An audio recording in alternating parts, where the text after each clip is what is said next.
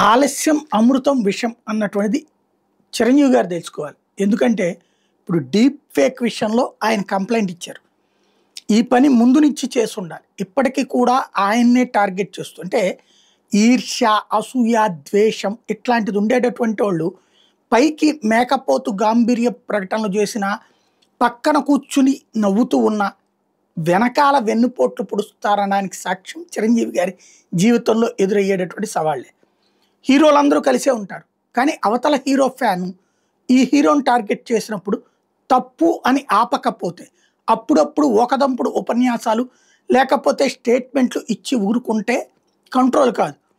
ఎవరైతే తప్పు చేస్తున్నారో ఆ ఫ్యాన్ని మందలించాలి. అలా చేస్తున్నారా హీరోలు, అలా మందలిస్తే తన ఫ్యాన్ దూరం అయిపోతారంటూ ఎదుటి ఫ్యాన్ల పట్లన ఎదుటి వాళ్ళని దూషించే ఫ్యాన్లని ప్రోత్సహించకపోయినా ఆపరు. దాని పర్యవసానం ఇప్పుడు చిరంజీవి గారు ఫేస్ చేస్తున్నాడు. విపరీతమైన ద్వేషం చిరంజీవి గారి మీద పెట్టుకోవడానికి ఆయన ఏం తప్పు చేశాడు? ఆయన ఏమి ఇబ్బంది పెట్టాడు? ఎవరి దగ్గర ఆస్తులు లాక్కున్నాడా? రౌడీజం చేశాడా? రేపులు చేశాడా? మర్డర్లు చేశాడా? ఏం లేదే. బాధ్యతాయుతంగా తన కష్టార్జితంతో కుటుంబాన్ని పోషించాడు. తనకు తమ్ముళ్ళని సెటిల్ చేశాడు. తన అక్క చెల్లెళ్ళని సెటిల్ చేశాడు.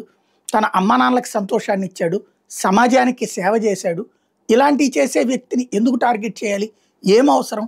అంటే కేవలం ఈర్ష్య, కులపరమైన ఈర్ష్య, అలాగే ఒకళ్ళు ఎదుగుతున్నారంటే ఉండేటటువంటి ఈర్ష్య. అలాంటి శక్తులని కంట్రోల్ చేయాలంటే హీరోలందరూ ఒక తాటి మీదకి వచ్చి ఇలాంటి తప్పుడు పని చేసేటటువంటి వాళ్ళు డీప్ ఫేక్ ఇష్యూస్లో కానీ లేదా ఎదుటి హీరోల పట్ల నెగిటివ్ క్యాంపెయిన్ చేసే వాళ్ళని కంట్రోల్ చేద్దాం అని ఒక ప్లాట్ఫామ్ మీదకి తీసుకురావడం అన్నది చిరంజీవి గారు తీసుకొచ్చుకుంటే బెటర్ ఏమో.